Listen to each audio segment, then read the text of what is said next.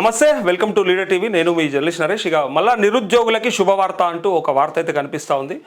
మరి 2 లక్షల ఉద్యోగాల, వాళ్ళు ఇచ్చిన 56,000 ఉద్యోగాలు పోను, మిగిలిన 1,44,000 ఉద్యోగాల అని చెప్పి అందరూ కూడా ఆగమైపోయారు. అంటే రాష్ట్ర అవతరణ దినోత్సవం సందర్భంగా వచ్చినటువంటి గుడ్ న్యూస్ ఏదైతే ఉందో అది చూసి ఇక మిగిలిన ఉద్యోగాలన్నీ వచ్చేసినట్టున్నాయని అనుకున్నారు. కానీ వాళ్ళు ఇచ్చినటువంటి పోస్టులు ఎన్ని, మరి ఎందుకోసం అంత తక్కువ పోస్టులు వేసారు, మరి జాబ్ క్యాలెండర్ ఏది అని నిరుద్యోగులు అడుగుతూ ఉన్నారు. ఒకసారి వార్త చూద్దాం. ఇగో ఈ నెలలోనే మరో 1,800 పోస్టులు అంటూ ఇక నిరంతరాయంగా ఉద్యోగాల భర్తీ.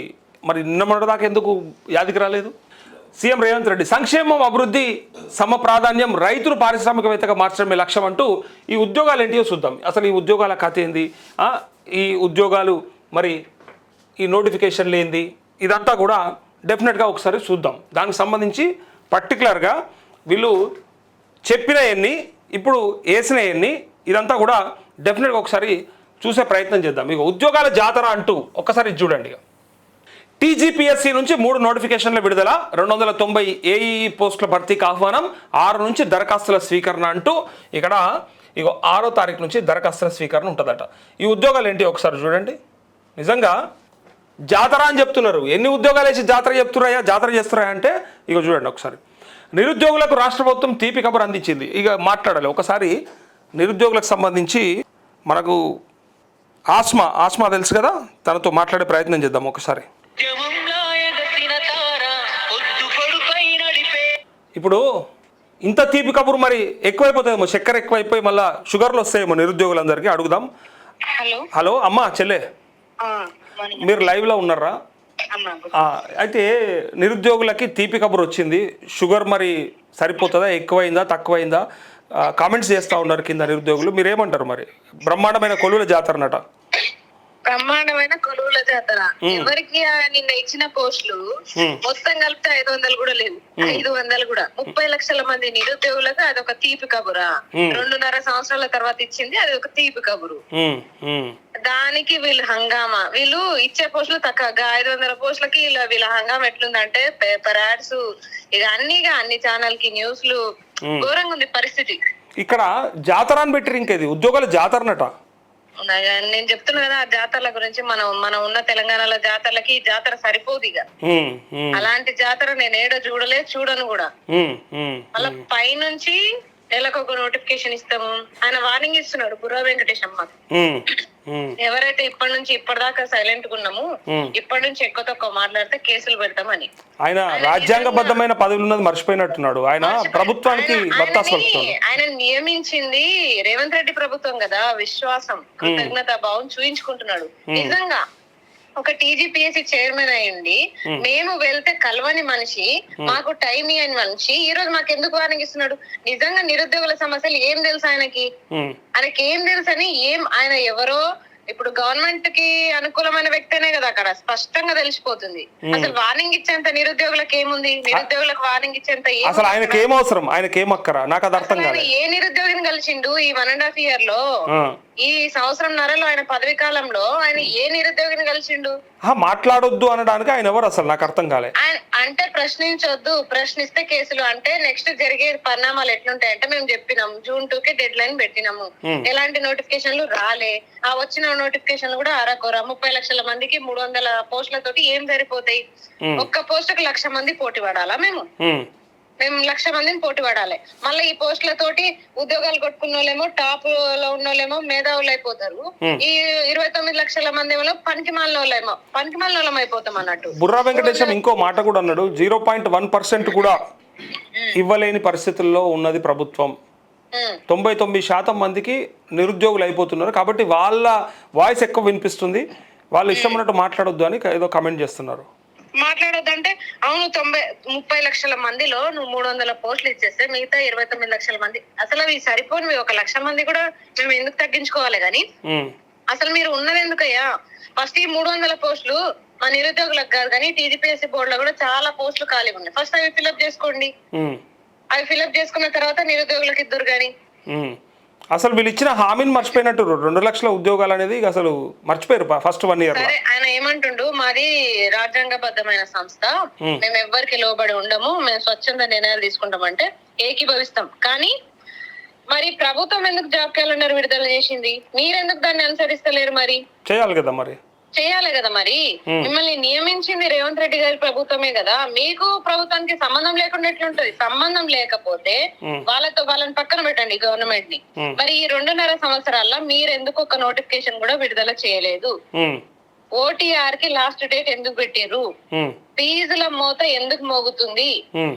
అసలు ఫీజులు ఎక్కువ ఎందుకు ఉంటున్నాయి? అసలు ఫీజే తీసుకోమన్నారు అంటే మీకు సంబంధం లేదని చెప్పేసి ఆయన ప్రభుత్వంలో ఉన్న వ్యక్తి ఏమో ఫీజులు తీసుకోను, ఫ్రీగా అప్లై చేసుకోండి అని ఆయన అంటాడు. మీరేమో ఫీజులు బట్టి అప్లై చేసుకుంటున్నారు. ఏం చెప్తున్నారు అసలు నిరుద్యోగుల పొట్ట కొడుతున్నారు. అటు గవర్నమెంట్ అయినా ఇటు టీజీపీఎస్సీ బోర్డు అయినా. వీళ్ళు చెప్పేదంటే మాకు హెచ్చరిక ఏంటంటే, మేము నోటిఫికేషన్లు ఇయ్యము, మీకు సరిపడా నోటిఫికేషన్లు 2 లక్షల ఉద్యోగాలు ఇయ్యము. మీరు ఒకవేళ టీజీపీఎస్సీ ముట్టడికి వస్తామని చెప్పినాం కదా, ముట్టడిలకు వస్తే కేసులు పెడతామని వార్నింగ్ ఇస్తున్నారు ఫస్టే. ఇప్పుడు మేము కూడా అన్నిటికీ తెగించే ఉన్నాము. ఈ ముందున్న 10 మంది మీద కేసులైనా పర్లేదు, మమ్మల్ని జైలు వేసినా పర్లేదు. మేము ముందు ఎవరెవరైతే కొట్లాడుతున్నామో మా మీద ఏదైతే అదైంది. కానీ వెనకాలన్న 30 లక్షల మందికి ఉద్యోగాలు సరిపడా వస్తే చాలు. ఆ 2 లక్షల ఉద్యోగాలే, మళ్ళీ ఎక్కువ కూడా అడగం. 30 లక్షల ఉద్యోగాలు ఏం అడుగుతలేము మేము. వాళ్ళు చెప్పింది వాళ్ళ హామీయే, వాళ్ళ మేనిఫెస్టోనే అడుగుతున్నాము. ఇప్పటికైనా మించిపోలేదు. ఈ రోజు కూడా చూస్తున్నాము. ఇవ్వలేదు అనుకోండి, ఇక నేను చూపిస్తాం, ఇక చెప్పం. ఇక మేము కూడా వాళ్ళ వార్నింగ్లకు భయపడి మేము మూసుకొని కూర్చుంటే ఇన్ని రోజులు కేసులు వేపించుకొని ఇంత కొట్లాడి లాభం ఏంది? ఇడిచిపెట్టే ప్రసక్తే లేదు. 2 లక్షల ఉద్యోగాలకి ఒక్క ఉద్యోగం కూడా వదలం. మొత్తం కలిపి 3 నోటిఫికేషన్ల ద్వారా 290 ఉద్యోగాలట టీజీపీఎస్సీ ఇప్పుడు చేసేది. అసలు అవి ఎడబెట్టుకుంటారు, ఏం చేస్తారు, ఎవరికి ఇచ్చిర్రు? దాంట్లో కూడా ఏదో గోల్మాల్ ఉండనే ఉంటది. ఆ బీసీ రోస్టర్ ఆల్రెడీ దాంట్లో తప్పుదో ఉంది, బీసీలకు దాంట్లో అన్యాయం జరుగుతుంది. ఆ రోస్టర్ పాయింట్ విషయంలో కూడా ఇప్పుడు మళ్ళీ ఈ రోజు సిఎస్ గారిని కలవాల్సి వస్తుంది. అంటే మాకు ఇదే పని. ఇక నాకు అర్థం కాదు, చదువుడు బంద్ చేసి ఈ పని మీద తిరగాలి. ఒక నోటిఫికేషన్ వస్తే మాకు తిప్పలేంది, జీవో రద్దు చేయండి అని తిరగాలి, బీసీ రోస్టర్ తప్పుదో పడుతుందని తిరగాలి, ఫీజులు ఎక్కువైతున్నాయని తిరగాలి, కొంచెం సిలబస్ చేంజ్ చేయండి అని తిరగాలి. ఇదే పని. ఒక నోటిఫికేషన్ వస్తే ఒక నిరుద్యోగి ప్రశాంతంగా చదువుకోవాలి. అట్లా తిరిగే బదులు ఆస్మా ఎందుకు ఇట్లా తిరుగుతుంది? సప్పుడేగా మంచిగా ఒక జాబ్కి ప్రిపేర్ అయిపోయి జాబ్ కొట్టేసుకొని సప్పుడేగా ఇంట్లో ఉండొచ్చు కదా, ఇంత కష్టం ఎందుకు పడుతుంది? అంటే ఆస్మాకి ఒక్కదాని కోసం నువ్వు ప్రభుత్వాన్ని ఏర్పాటు చేసుకున్నావా? ఆస్మా పక్కన పెట్టబ్బా. ఆస్మా నిరుద్యోగుల పాటు ఆస్మా కూడా ఒకటి. 30 లక్షల నిరుద్యోగులు ఆస్మా ఒకటి. ఆస్మా ఎందుకు ఎత్తుకుంది? ఇదంతా ఎందుకు ఎత్తుకుంది ఆస్మాకేం పని? తన ఉద్యోగం కొట్టుకోవచ్చు కదా. ఎందుకంటే ఆస్మా మీ లెక్క స్వార్థపరాలు కాదు. నాతో పాటు నాతో చదువుకున్న వాళ్ళకు కూడా ఉద్యోగాలు రావాలనుకునే మెంటాలిటీ. ఎందుకంటే తోటి నిరుద్యోగులతో కలిసి చదువుకున్నది నేను, వాళ్ళ కష్టాలు చూసింది నేను. నాతో పాటు లైబ్రరీలో చదువుకున్న వాళ్ళ తిప్పలు చూసింది నేను. వాళ్ళు కడుపు మార్చుకొని ఎట్లా చదువుకుంటారో, నిద్రాహారాలు మానేసి ఎట్లా చదువుకుంటారో నాకు తెలుసు. నిద్రని చంపుకుంటారన్నా ఒక్కొక్కరు. అదే కానీ నీ పైన ఇంకో దారుణమైన విమర్శ వచ్చిందిరా. నేను ఒక కామెంట్స్ లో చూసిన, ఈమెకు జాబ్ కొట్టడం చేతగాక నోటిఫికేషన్లను అడుగుతా ఉంది, కానీ ఇట్లా కావాలని కొట్లాట పెడుతుంది, లేనిపోని పంచాయతీలు పెడుతుంది. జాబ్ కొట్టుకునేంత సీన్ ఉంటే అసలు జాబ్ కొట్టుకొని హ్యాపీగా ఆమె లైఫ్ లీడ్ చేసేది కదా. ఆమెకంత సీన్ లేదు, అందుకోసానికే ఇవన్నీ ప్రయత్నాలు చేస్తున్నది. దీనికి నేను కూడా ఆన్సర్ ఇస్తాను. ఇది ఒకరిద్దరు క్వశ్చన్ కదా, ఎందుకంటే నేను కూడా మధ్య తరగతి నుంచి వచ్చిన ఒక సామాన్య నిరుద్యోగిని. అయితే కోచింగ్లు తీసుకొని ఇలాంటివి ఎలాంటి కోచింగ్లు తీసుకోకుండా స్వచ్ఛందంగా నాది నేనే ప్రిపరేషన్ స్టార్ట్ చేసి చదువుకుంటున్న నిరుద్యోగిని నేను. నాలాంటి వాళ్ళు చాలా మంది ఉంటారు ఎలాంటి కోచింగ్లు లేకుండా. ఫస్ట్ టైం ప్రిపరేషన్ స్టార్ట్ చేసినప్పుడు 1 year కే నోటిఫికేషన్స్ వచ్చినాయి. ఆ వచ్చిన నోటిఫికేషన్ లో నేను అందుకునేసరికి 1:2 వరకు నేను వెళ్ళిన, వెరిఫికేషన్ వరకు నేను వెళ్ళగలిగిన. వీళ్ళు ఏంటంటే ఎట్లా ట్రోల్స్ చేస్తారంటే, క్వశ్చన్ చేసేటోడు పనికి మాలినోడు అన్నట్టు వీళ్ళు క్రియేట్ చేస్తారు. కానీ ఒక డిగ్రీ లెక్చరర్ స్థాయి, జూనియర్ లెక్చరర్ స్థాయి వరకు నేను వెరిఫికేషన్ కి వెళ్ళినా అంటే నేను సమర్థురాలనే కదా. మీరు ఎట్లా అంటారు? గురుకులాల్లో గాని, ఇప్పుడు మనకి జూనియర్ లెక్చరర్ అంటే ఇంటర్ కాలేజ్లు, వాటికి కానీ డిగ్రీ లెక్చరర్స్ కి కానీ అన్నిట్లో నేను సెలెక్ట్ అయ్యి 1:2 వరకు నేను వెళ్ళినా అంటే నేను కూడా పోటీలో ఉన్నట్టే కదా. ఉన్నట్టే కదా. జిఎస్ అనేది ఒక సముద్రం అన్న, ఎవరికైనా మధ్య తరగతి కుటుంబాల నుంచి వచ్చిన నిరుద్యోగికి జిఎస్ అనేది ఒక సముద్రం. మేము ఎలాంటి కోచింగ్లు తీసుకోము, అయినా సరే స్వచ్ఛందంగా చదువుకొని ఇక్కడ దాకా వచ్చినాము. మాకు కొంచెం టైం పట్టిండొచ్చు, కానీ నోటిఫికేషన్లు మీరు జాబ్ క్యాలెండర్ ప్రకటించినట్టు ఎవ్రీ ఇయర్ ఇస్తే ఇయర్ కాకపోతే ఇంకొక ఇయర్ కొట్టుకుంటాం మేము. మీరు ఎట్లా అంటారు? ఇచ్చే దమ్ము లేక ఎవరైతే పార్టీలకు తొత్తులు ఉంటారో వాళ్ళు ఇలాంటి కామెంట్స్ పెడుతున్నారు. ఇలాంటి కామెంట్స్ కి నేను పెద్దగా సీరియస్ గా తీసుకోను. దానికి నా దగ్గర ఆన్సర్ ఉంది. నేను వెరిఫికేషన్ కి పోయిన నా సర్టిఫికేట్స్ కూడా ఉన్నాయి, అవి కూడా పెడతా. మరి అప్పుడు ఏడబెట్టుకుంటారు మీ ముఖాలు? వెరిఫికేషన్ కి వెళ్ళడం అంటే మామూలు విషయం కాదన్నా. లక్షల మంది రాస్తే దాంట్లో ఇప్పుడు 200 పోస్టులు ఉన్నాయి. 200 పోస్టులకి 400 మంది పోతారు వెరిఫికేషన్ కి. 200 మందికి ఉద్యోగాలు వస్తాయి, 200 మందికి రావు. అంటే ఆ 200 మంది అసమర్థులనా? కాదు కదా. వాళ్ళతో పాటు వాళ్ళు కూడా ఈక్వలే. 1:2 అంటే ఒకరిని మించి ఇంకొకరిని పిలుస్తారు వెరిఫికేషన్ కి. మరి అది మర్చిపోయి మీరు చదవరు చెయ్యరు అని అంటే చదివి అలసిపోయి ఉద్యమాలకు వచ్చినాం రా బాబు. ఎవరు చెప్పేది మాకు? మీరు అడగరు, మమ్మల్ని అడగనివ్వరు. తప్పు కదా ఇది. ఎవరో ఒకరు ఉండకపోతే ఎట్లా? ఇలా తెలంగాణ ఎట్లా వచ్చింది? మనకు స్వతంత్రం ఎట్లా వచ్చింది? తెలంగాణ ఎట్లా వచ్చింది? ఎవరో ఒకరు పోరాటం చేయాలి కదా. ఇట్లా అనుకుంటే మనకి తెలంగాణ రాష్ట్రం కావాలి అని ఒక్కరే అనుకునిండొచ్చు ఫస్ట్. ఆ ఒక్కరు అనుకోవడం వల్ల అడుగులు తోడైనాయి. ఎంత దారుణం అంటే కనీసం వచ్చిన తెలంగాణని కాపాడుకోలేని పరిస్థితుల్లో నిరుద్యోగులు ఉన్నారు. వీళ్ళని కూడా చెప్తున్నా నేను. వీళ్ళు తెలంగాణ గురించి, తెలంగాణ ఉద్యమం గురించి, ఉద్యమ చరిత్ర గురించి చదువుతున్నారు కానీ ఆ విశ్వాసం మాత్రం చూపిస్తలేరు తెలంగాణ పైన. చదవడం కాదు, రియల్ లైఫ్ లో తెలంగాణని కాపాడుకోండి ఫస్ట్. ఓకే అమ్మా, థ్యాంక్ యూ.